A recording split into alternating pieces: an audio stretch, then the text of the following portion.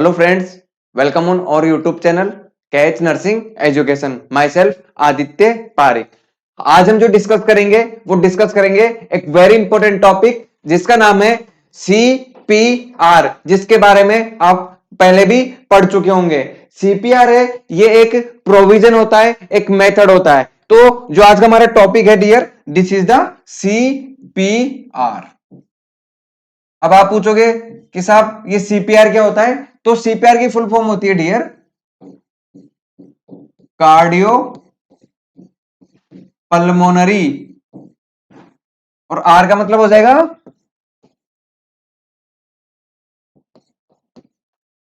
Resuscitation.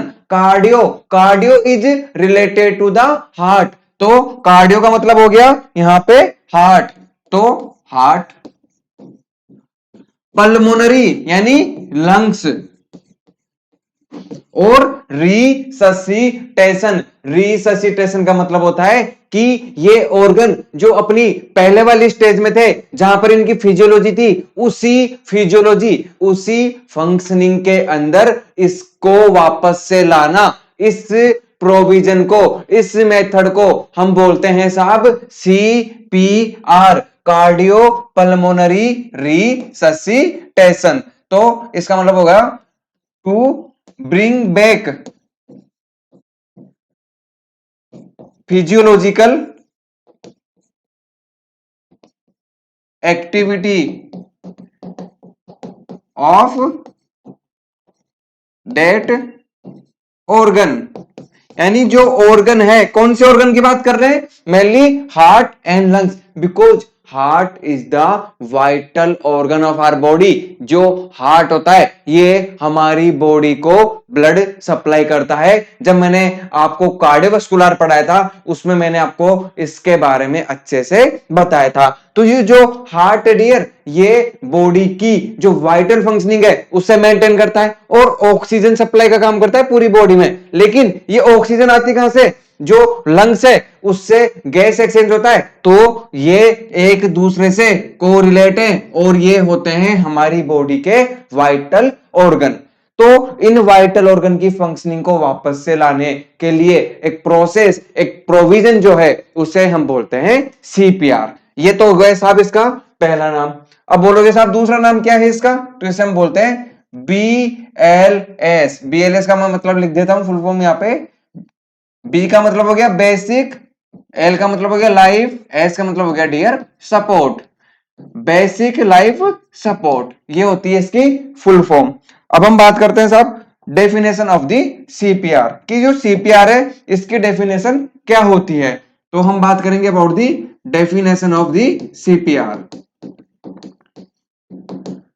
कि जो CPR है इसकी मतलब क्या होता है, इसकी डेफिनेशन क्या होती है। तो CPR का मतलब होता है इट इज एन प्रोविजन या एक प्रोसेस। तो इट इज एन प्रोविजन।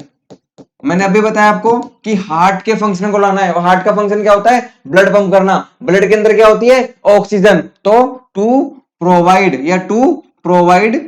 या हम बोल सकते हैं सप्लाई ऑक्सीजन, ये मेन होती है हमारी बॉडी की फंक्शनिंग के लिए। तो to provide oxygen to the vital organs of our body. हमारी बॉडी के जो भी वाइटल ऑर्गन है उन तक ऑक्सीजन की सप्लाई को प्रोवाइड कराने के लिए एक प्रोविजन होता है, एक मेथड होता है, एक तरीका होता है, जिसे हम बोलते हैं CPR। कब? Until the medical help arrives, जब तक कोई मेडिकल हेल्प नहीं आती है। तो until the medical help arise, जब तक कोई मेडिकल इमरजेंसी कंडीशन होगी और मेडिकल हेल्प हमारे पास तक नहीं पहुंच पा रही है, जो भी एक्सीडेंटल साइट है वहां तक नहीं पहुंच पा रही है, तब तक हमारी बॉडी को जिंदा रखने के लिए, हमारे बॉडी के वाइटल ऑर्गन्स तक प्रॉपर जो रिक्वायर अमाउंट होता है ऑक्सीजन का, उसकी सप्लाई करने के लिए जो प्रोविजन हम काम में लेते हैं उसे हम बोलते हैं CPR। तो until the medical help arrive. साहब ये होगी डेफिनेशन ऑफ द CPR। अब आपका क्वेश्चन होगा कि सर आपने सीपीआर के बारे में बता दिया, लेकिन हमें ये तो बताओ कि ये सीपीआर हमें कौन कौन सी कंडीशन में देना होता है। तो सीपीआर की कौन कौन से इंडिकेशन होते हैं, कौन कौन सी कंडीशन होती है जब हमें किसी पर्सन को रिसक्सिटेट करना पड़ जाता है, सीपीआर देना पड़ जाता है। तो हम पढ़ेंगे about the indication of the CPR कि जो सीपीआर है इसके कौन कौन से इंडिकेशन होते हैं। फर्स्ट मैंने आपको बताया कार्डियक एक्टिविटी अब नॉर्मल हो गई, यानी कोई कार्डियक अरेस्ट वाला पेशेंट है, किसी पेशेंट के अंदर हो गया है कार्डियक अरेस्ट, उसकी बॉडी के अंदर जो ब्लड सप्लाई है वो रुक चुकी है। जब ब्लड प्रॉपर अमाउंट में सर्कुलेट नहीं होगा तो ऑब्वियस सी बात है ऑक्सीजन की सप्लाई भी बॉडी के अंदर नहीं होगी। ऑक्सीजन की सप्लाई नहीं होगी डियर, तो उस कंडीशन के अंदर उस पेशेंट के अंदर डेवलप हो जाएगा hypoxia, lack of blood supply, और उसके बाद में इस्कीमिया हो जाएगा और नेक्रोसिस हो जाएगा। इसलिए उस पर्सन के अंदर, उसकी बॉडी के अंदर हमें ऑक्सीजन की सप्लाई को पहुंचाने के लिए हमें देना पड़ता है सीपीआर।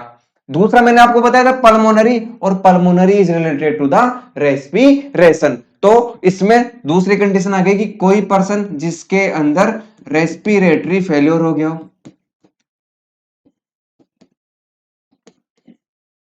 ऐसा पर्सन जिसके रेस्पिरेटरी फेल्योर हो गया हो, उसकी बॉडी के अंदर जो गैस का एक्सचेंज है वो प्रॉपर नहीं हो पाएगा।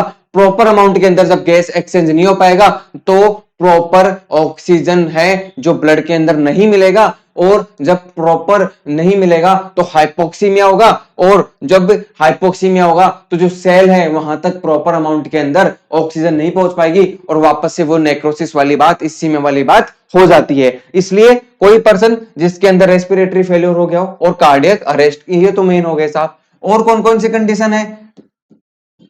आरटीए, आरटीए का मतलब हो गया साहब रोड ट्रैफिक एक्सीडेंट, कि ऐसी कोई कंडीशन है जहां पे किसी पर्सन का हो गया है एक्सीडेंट, उस कंडीशन के अंदर भी उसकी बॉडी के अंदर क्या पता कहां पे लग चुकी है, हो सकता है कि उसके वाइटल ऑर्गन डैमेज हो गए हो, तो उस कंडीशन के अंदर भी हमें उस पर्सन के अंदर जो ऑक्सीजन की डिमांड है उसको फुलफिल करने के लिए उस पर्सन को करना होता है रीसक्सिनेट, उसे देना होता है हमें सीपीआर। तो ये तो तीन मेन कंडीशन मैंने आपको बता दी, cardiac arrest, respiratory failure, RTA road traffic accident. और बताओ साहब, तो किसी पर्सन के अंदर हो गया हो पॉइजनिंग, ऐसा पर्सन जिसने कोई पॉइजन वगैरह ले लिया हो तो उसकी बॉडी के अंदर जो टॉक्सिसिटी है वो डेवलप हो सकती है, पॉइजनिंग से उसकी डेथ भी हो सकती है। तो इस कंडीशन में भी हम उस पर्सन को देते हैं सीपीआर। और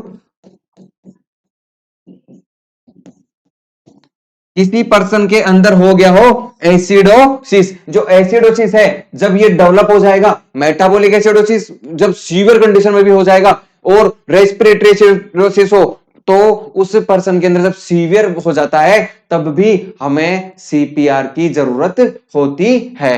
तो ये थे साहब इंडिकेशन फॉर दी सीपीआर, जिसमें मैंने आपको बताया अबाउट दी कार्डियक अरेस्ट कि किसी पर्सन के अंदर कार्डियक अरेस्ट तो हम सीपीआर देंगे, रेस्पिरेटरी फेलियर है तो भी देंगे, आरटीए कोई रोड साइड ट्रैफिक एक्सीडेंट है तो हम सीपीआर प्रोवाइड कराएंगे, पॉइजनिंग का केस हो या एसिडोसिस का केस हो तो उस कंडीशन के अंदर हम उसे सीपीआर प्रोवाइड करवाते हैं। अब आता है कि ये सीपीआर हमने चालू कर दिया, हमें पता चल गया कि इस पर्सन के अंदर हमें सीपीआर प्रोवाइड करवाना है। अब हम क्या करेंगे? अब आता है सबसे पहले नर्सिंग प्रोसेस के अंदर हम जब बात करते हैं तो सबसे पहले आता है असेसमेंट ऑफ द पेशेंट। हमें किसी भी पर्सन को सीपीआर डायरेक्ट प्रोवाइड नहीं कराना है, हमें कुछ असेसमेंट करने हैं कि उस पर्सन के अंदर सीपीआर की जरूरत है या नहीं है, उसकी बॉडी का क्या रेस्पॉन्स है ये हमें चेक करना होता है। तो हम पढ़ेंगे about the process of CPR. Process of CPR very important.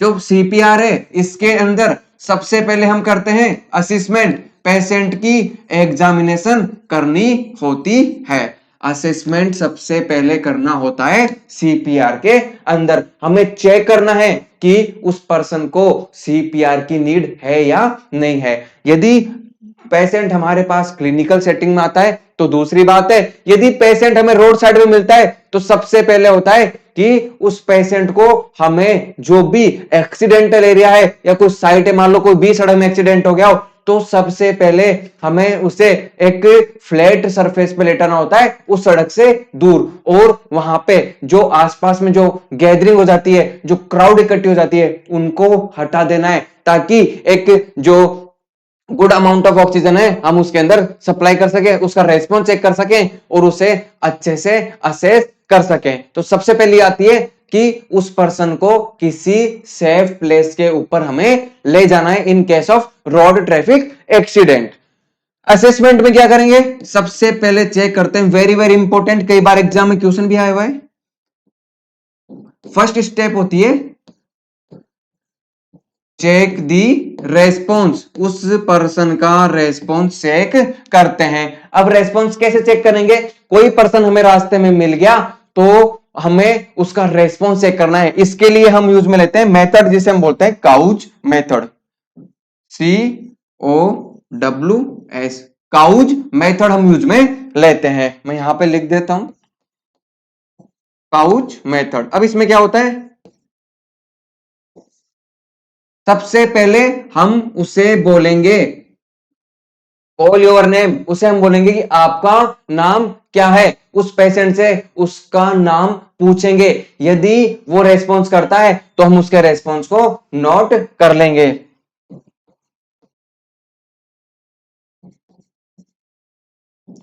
ओ का मतलब हो गया ओपन योर आइज, हम उस पेशेंट से पूछेंगे कि ओपन योर आइज, अपनी आंखें खोलो। इससे हमें उस पेशेंट की जो एक्टिविटी है, उसका जो रेस्पॉन्स है, उसके बारे में पता चल जाएगा। तो उसे हम अगला क्वेश्चन करते हैं ओपन योर आइज। उससे पूछेंगे कि सॉरी, फर्स्ट के अंदर होता है can you hear me, can you hear me, can you hear me, क्या आप मुझे सुन सकते हैं। उससे हम क्वेश्चन करेंगे कि आपको मेरी आवाज सुनाई दे रही है या नहीं दे रही है। फिर उससे बोलेंगे ओपन योर आइज, अपनी आंखें खोलो, और उसके बाद में हम पूछेंगे what is your name, what is your name, कि आपका नाम क्या है।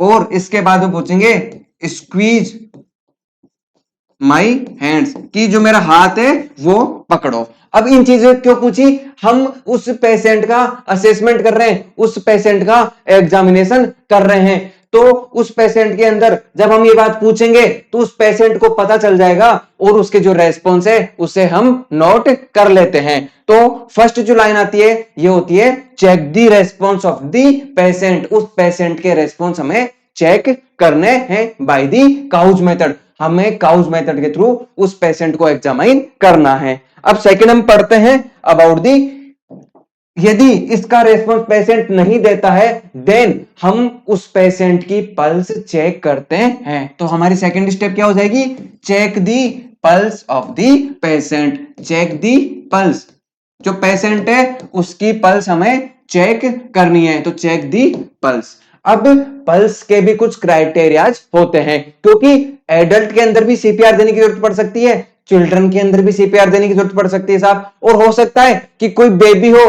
कोई इन्फेंट हो, उसके अंदर भी हम सीपीआर दे सकते हैं। क्योंकि जो मैंने आपको इंडिकेशन बताए थे वो एडल्ट में भी हो सकते हैं, वो चाइल्ड में भी हो सकते हैं, और वो इन्फेंट में भी हो सकते हैं।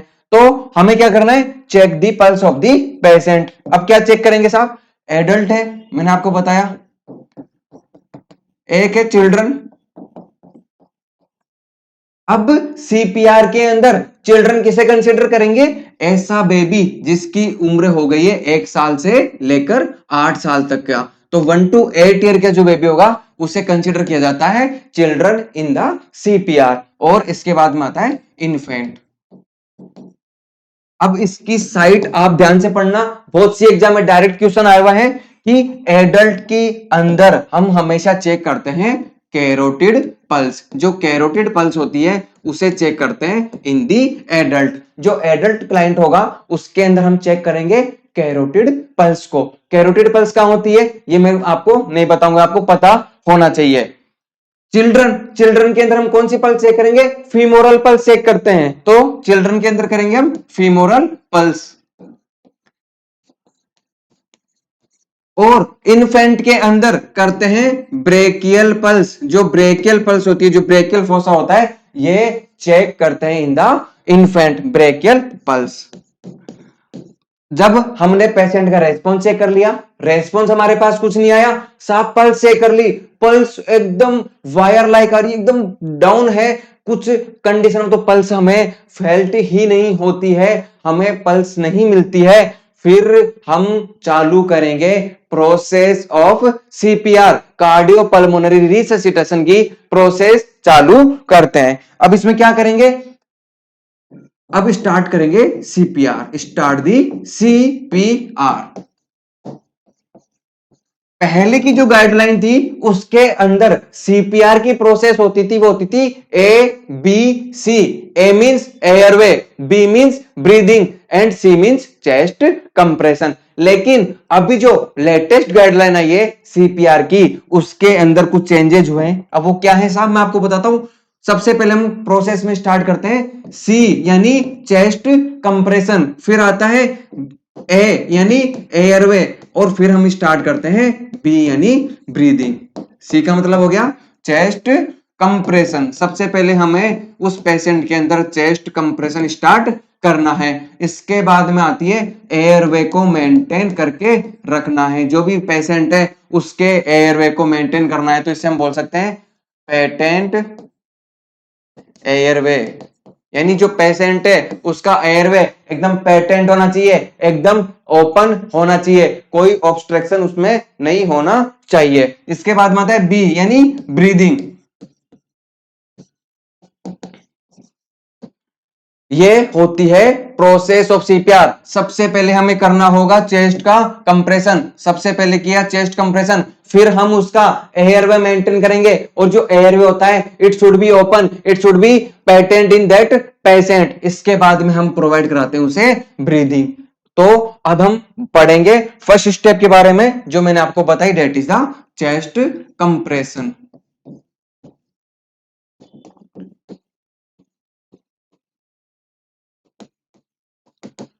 चेस्ट कंप्रेशन के अंदर क्या होता है डियर, जो पेशेंट है उसका जो चेस्ट है उसे हम कंप्रेस करते हैं, ताकि जो कंडक्टिव सिस्टम ऑफ हार्ट है वो वापस से री स्टेबलाइज हो जाए, वो वापस से जो पहले वाली कंडीशन थी उस फिजियोलॉजी को अडॉप्ट कर ले, उसे मेंटेन कर ले। इसके लिए हम देते हैं चेस्ट कंप्रेशन। यदि किसी पेशेंट के अंदर चोकिंग वगैरह हो रखी, कुछ निकल रखा होगा, तो भी ये हेल्पफुल होता है। तो चेस्ट कंप्रेशन के अंदर साइज की बात करें, सॉरी साइट की बात करें हम, तो ये देते हैं मिड स्टर्नम। जो मिड स्टर्नम होती है वहां पे चेस्ट कंप्रेस करते हैं। This is the sternum. जो हमारी रिब्स होती है इसके बीच में होता है स्टर्नम। तो जो मिड स्टर्नम होता है ये चेस्ट कंप्रेशन की साइट होती है, या इसे हम बोल सकते हैं between the nipples. Between the nipples की जो दोनों निपल्स हैं उनके बीच में जो साइट होती है वो भी होती है, उसे हम बोलते हैं मिड स्टर्नम। तो ये हो गई site of the chest compression. अब मैंने आपको बताया कि जो सीपीआर है ये बच्चे में भी देना पड़ सकता है, एडल्ट में भी देना पड़ सकता है, चाइल्ड में भी देना पड़ सकता है। तो साइट तो सब में कॉमन होगी, लेकिन इसकी बात करेंगे कि डेप्थ कितनी होगी। जब हम इसे प्रेस करते हैं तो मैं आपको बताता हूं कि जो अपने हैंड है, ये जो हाथ है एक दूसरे एकदम फ्लैट होने चाहिए, एल्बो हमारी मुड़नी नहीं चाहिए, और पूरा हमें प्रेस करना है, स्ट्रेट फॉरवर्ड हमारे हैंड होने चाहिए। अब जो साइट है वो तय होगी कि हमें जो चेस्ट कंप्रेस करना है that is the mid sternum या बिटवीन द निपल्स। लेकिन अब आता है डेप्थ कि कितनी गहराई तक हमें देना है, क्योंकि बेबी है उसके अंदर अलग डेप्थ में हमें देनी होगी, और जो चिल्ड्रन है उसके अंदर अलग देनी होगी। तो इसका मैं आपको बताता हूं डियर। एडल्ट, इसके बाद में आता है चिल्ड्रन, और चिल्ड्रन को आपको पता है मैंने 1 to 8 ईयर को चाइल्ड कंसीडर किया इन द सीपीआर, और एक हो गया इन्फेंट। तो जो एडल्ट है इसके अंदर जो चेस्ट कंप्रेशन की जो डेप्थ होती है वो होती है 2 to 2.4 इंच, 2 से 2.4 इंच, 2.5 तक भी नहीं लेके जाना है, 2 to 2.4 इंच तक ही हमें उसे कंप्रेस करना होता है। चिल्ड्रन के अंदर ये हो जाएगी 1.5 to 2 इंच। चिल्ड्रन के अंदर इसकी डेप्थ थोड़ी हम कम कर देंगे और जो हो जाती है 1.5 टू 2 इंच। और इन्फेंट के अंदर इसकी जो डेप्थ है वो हो जाएगी साहब 1 to 1.5 इंच। ये होती है depth of the chest compression. कब? During the CPR. जब हम सीपीआर प्रोवाइड करवाते हैं तब की ये होती है कंप्रेशन की डेप्थ, कि हमें कितना कंप्रेस करना होता है। अब बात करते हैं कि साइट मैंने आपको बता दी, डेप्थ मैंने आपको बता दी। अब आता है कि इसके लिए हमें कौन सा मेथड यूज में लेना पड़ेगा, क्योंकि एडल्ट है उसके अंदर बताया मैंने आपको कि जो सीपीआर दे रहे हैं, अब इसके आ जाते हैं मेथड, चेस्ट कंप्रेशन के मेथड। इसमें भी हम तीनों के बारे में अलग अलग बात करेंगे। एडल्ट के अंदर क्या होगा, चिल्ड्रन के अंदर क्या होगा और इन्फेंट के अंदर क्या होगा। एडल्ट के अंदर साहब मैंने आपको बताया यूज करेंगे हम दोनों हैंड्स, तो यूज बोथ हैंड्स, जो दोनों हाथ है उन्हें यूज करते हैं। मैंने आपको बताया कि जो बोथ हैंड्स है इसकी जो सोल होती है यहां से इसे करेंगे और दोनों इंटरलॉक होने चाहिए, और जो हमारे हाथ है वो सीधे होने चाहिए, एकदम स्ट्रेट होने चाहिए, जो एल्बोज है वो बेंड बेंड नहीं होनी चाहिए, और हमें इसे डायरेक्टली प्रेस करना है ऑन द मिड स्टर्नम। तो हमें दोनों हैंड्स यूज में लेने हैं, लेकिन चिल्ड्रन के अंदर हमें ओनली एक हैंड ही यूज में लेना है, तो यूज ओनली वन हैंड। क्योंकि जो बेबी है वो थोड़ा छोटा होता है, हो सकता है कि जब हम दोनों हैंड्स यूज करके उस पर प्रेशर करें, उसको कंप्रेस करें, तो उसकी जो रिब्स है वो भी फ्रैक्चर हो सकती है। इसलिए चिल्ड्रन के अंदर हमें यूज करना है only and only one hand. और जो इन्फेंट है इसके अंदर तो हमें साहब हैंड यूज ही नहीं करना, हमें ओनली थंब मेथड यूज में लेना है, या फिर टू फिंगर, या तो हम थंब के थ्रू कंप्रेस करेंगे या फिर टू फिंगर के थ्रू हम जो बेबी है उसके चेस्ट को कंप्रेस करेंगे। कब? इन्फेंट के अंदर। तो ये होते हैं मेथड्स। अब आता है कि जो सीपीआर है इसको चेस्ट कंप्रेशन की नॉर्मल ड्यूरेशन क्या होती है या कितनी बार हमें कंप्रेस करना है, तो मैं आपको बता दूं एटलीस्ट 100, कम से कम 100, 100 से 120 कंप्रेशन तो 1 मिनट के अंदर होने ही होने चाहिए। तो एटलीस्ट 100 to 120 कंप्रेशन होने चाहिए चेस्ट के। कब? इन ए मिनट। अब ये चेस्ट कंप्रेशन वाली पहली प्रोसेस हमारी चल रही है, और इसके साथ में ही ब्रीदिंग चालू हो जाएगी जब हम आगे बात करेंगे। तो अब मैं आपको बताऊंगा कि जो चेस्ट कंप्रेशन है और जो ब्रीदिंग है इसका रेशियो क्या होता है। तो नंबर ऑफ चेस्ट कंप्रेशन की हम बात करेंगे और नंबर ऑफ ब्रीदिंग की बात करेंगे। अब हम बात करेंगे कि ये जो चेस्ट कंप्रेशन है ये हमें कितनी बार देना होगा या कितनी बार देना चाहिए। तो नंबर ऑफ चेस्ट कंप्रेशन, कि जो चेस्ट को हम कंप्रेस कर रहे हैं उसके नंबर क्या होने चाहिए। तो हम वापस से वही बात करेंगे, एडल्ट, चिल्ड्रन और इन्फेंट। लेकिन यहां पे एक कंडीशन और अप्लाई करूंगा, क्या पता जो सीपीआर है वो 1 रेस्क्यूअर दे रहा है या सीपीआर है वो 2 रेस्क्यूअर दे रहे हैं, तो इस कंडीशन के ऊपर डिपेंड करती है ये वाली कंडीशन कि कितने लोग रेस्क्यूअर हैं, 1 रेस्क्यूअर ही अवेलेबल है या 2 रेस्क्यूअर हमारे पास में अवेलेबल है। तो साहब इसमें दो कंडीशन आती है, पहली आती है ओनली 1 रेस्क्यूअर, या फिर इसमें हम बोलेंगे 2 रेस्क्यूअर। हमारे पास एक रेस्क्यूअर अवेलेबल है या दो रेस्क्यूअर अवेलेबल है, इसके ऊपर ये कंडीशन डिपेंड करती है। एडल्ट पर्सन है तो इसका रेशियो होगा 1 रेस्क्यूअर है तो 30:2। चिल्ड्रन होगा तो इसका रेशियो होगा 30:2। और इन्फेंट में भी इसका रेशियो होगा 30:2। अब आप बोलोगे कि साहब 30:2 क्या है? तो 30 तो है चेस्ट कंप्रेशन, 30 टाइम हमें चेस्ट को कंप्रेस करना है और उसमें 2 टाइम हमें ब्रीथ देनी है। ये एक साइकिल बनता है। 30 टाइम चेस्ट कंप्रेस करो, 2 ब्रीथ दो, फिर वापस से चेस्ट कंप्रेस करो और 2 ब्रीथ दो। एडल्ट हो, चिल्ड्रन हो या इन्फेंट हो, यदि सिंगल रेस्क्यूअर अवेलेबल है तो हमें जो नंबर ऑफ चेस्ट कंप्रेशन है वो 30 रखने हैं और नंबर ऑफ ब्रीथ है वो 2 रखनी होती है। तो 1 रेस्क्यूअर के अंदर ये हो जाएगी 30:2, 30:2 चिल्ड्रन में, 30:2 एडल्ट में और 30:2 इन द इन्फेंट। यदि 2 रेस्क्यूअर है हमारे पास में अवेलेबल तो इसका रेशियो होता है 30:2 in the adult, 15:2 in the children and 15:2 in the infant. यहां पे थोड़ा चेंजेस देखने को मिलता है, इसको ध्यान से पढ़िएगा। तो यदि 2 रेस्क्यूअर्स अवेलेबल हैं तो एडल्ट के अंदर चेस्ट कंप्रेशन वही रहेगा सेम एज द 1 रेस्क्यूअर, एक रेस्क्यूअर जितना ही रहेगा दैट इज द 30:2। और यदि 2 रेस्क्यूअर्स अवेलेबल है हमारे पास में तो जो चिल्ड्रन है उसके अंदर 15 टाइम हमें करना है चेस्ट कंप्रेशन और 2 टाइम हमें करना है उसको ब्रीदिंग प्रोवाइड करवानी है। और यदि इन्फेंट है तो उसमें भी 15:2 मेंटेन करके रखना होता है।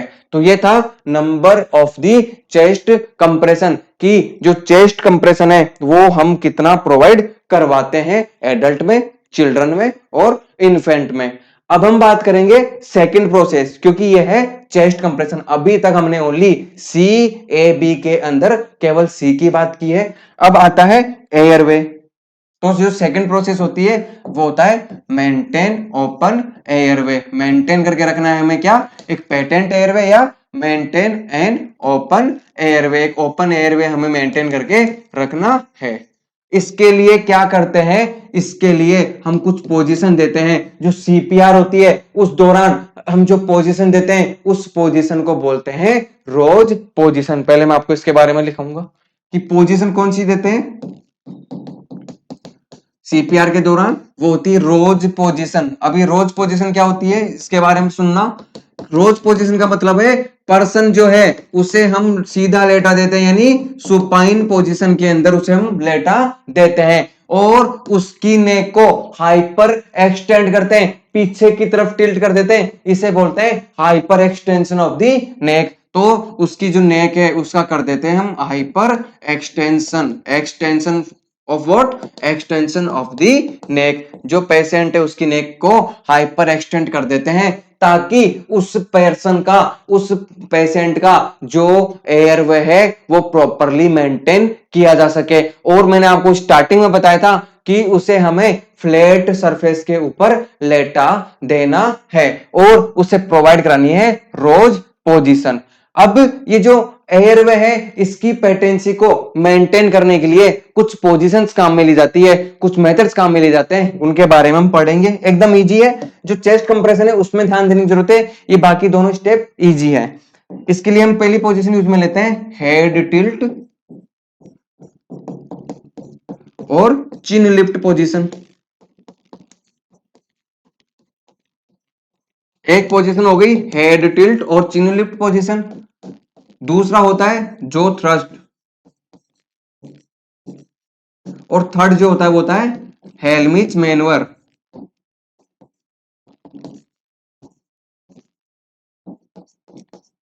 मैं आपको इनके बारे में 1 बाय 1 करके बताऊंगा। हेड टिल्ट, चिन लिफ्ट, यानी हेड को पीछे की तरफ थोड़ा टिल्ट करते हैं हम। जब हम हमारे हेड को जब पीछे की तरफ लेके जाएंगे तो ये चिन होती है वो स्लाइटली लिफ्ट होती है, इसलिए इस पोजीशन को हम बोलते हैं हेड टिल्ट और चिन लिफ्ट पोजीशन। अब इसका क्या फायदा होगा साहब, क्योंकि उस पेशेंट के अंदर जो एयरवे है उसके अंदर भी हो सकता है ऑब्स्ट्रक्शन हो गया हो, लेकिन जब ये पोजीशन हम उसे प्रोवाइड करवाएंगे और जो सीपीआर है वो हम देंगे तो उसके अंदर हम मेंटेन कर पाएंगे एक ओपन एयरवे, एक पेटेंट एयरवे, जहां पे किसी भी प्रकार का कोई भी ऑब्स्ट्रक्शन हमें देखने को नहीं मिलता है। तो जो हमारी पोजीशन होती है वो होती है हेड टिल्ट और चिन लिफ्ट पोजीशन। दूसरी आती है जो थ्रस्ट पोजीशन। जो थ्रस्ट पोजीशन है ये कुछ स्पेसिफिक कंडीशन के अंदर इंप्लीमेंट की जाती है और एग्जाम में क्वेश्चन आते हैं इसके डायरेक्ट कि जो थ्रस्ट मैनूवर है वो कब कब हम यूज में लेते हैं। तो डियर जो थ्रस्ट के अंदर क्या करते हैं कि जो पेशेंट के जो होते हैं उन्हें 2 फिंगर की हेल्प से हम स्लाइटली ऊपर करते हैं। लेकिन जो थ्रस्ट है ये कुछ स्पेसिफिक कंडीशन में ही यूज में लिया जाता है। कौन कौन सी हो गई? यदि किसी पेशेंट के अंदर सर्वाइकल इंजरी हो गई हो, या फिर किसी पेशेंट के अंदर हमें देखने को मिले स्पाइनल इंजरी, केवल उन पेशेंट के अंदर हम ये मैनवर यूज में लेते हैं। कौन सा मैनवर? जो थ्रस्ट मैनवर। जिस पेशेंट के अंदर सर्वाइकल इंजरी हो गई हो या स्पाइनल इंजरी हो गई हो, कोई पेशेंट है जो रूफ है उससे गिर गया या और भी जो बड़ी बिल्डिंग है उससे गिर गया, तो ऑब्वियस सी बात है उसके अंदर सर्वाइकल इंजरी सस्पेक्टेड होती है या स्पाइनल इंजरी हो सकती है। तो उस पेशेंट के अंदर हम यूज में लेते हैं जो थ्रस्ट मैनवर। इसके बाद में आता है हेलमिच मैनवर, जो आपने हो सकता है कि बहुत बार सुना भी होगा। इसे बोलते हैं हम एब्डोमिनल मैनवर या कंप्रेशन। इसमें क्या होता है, यदि किसी पेशेंट के अंदर कोई फॉरेन बॉडी पार्टिकल्स उसने निगल लिया हो, चोकिंग हो गई हो, यदि कोई कॉइन निगल लिया हो, तो उस पेशेंट के जो एब्डोमेन होता है उसमें हम कंप्रेशन करते हैं ताकि जो भी उस पर्सन ने एस्पिरेट किया है, निगला है, वो बाहर निकल जाए और हम मेंटेन कर लें हमारा प्रॉपर एयरवे। इसके लिए हम यूज में लेते हैं एब्डोमिनल मैनवर बोल दो या हेलमिच मैनवर, हम इसे बोल सकते हैं। इसके अंदर मैंने आपको बताया जो पेशेंट है उसके एब्डोमिनल वाले पार्ट को हम कंप्रेस करते हैं ताकि जो भी फॉरेन बॉडी जो एस्पिरेट हुई है उस पेशेंट के अंदर, वो ट्रेकिया है जो रेस्पिरेटरी ट्रैक्ट है, उससे बाहर निकल जाए। उससे बाहर निकलने के बाद में हम मेंटेन कर पाएंगे एक प्रॉपर ओपन एयर वे या पेटेंट एयर वे। ये थी हमारी सेकंड सी ए, ये जिसमें था मेंटेन करके रखना है हमें एक ओपन एयर वे को। अब साहब थर्ड जो आती है वो आती है ब्रीदिंग।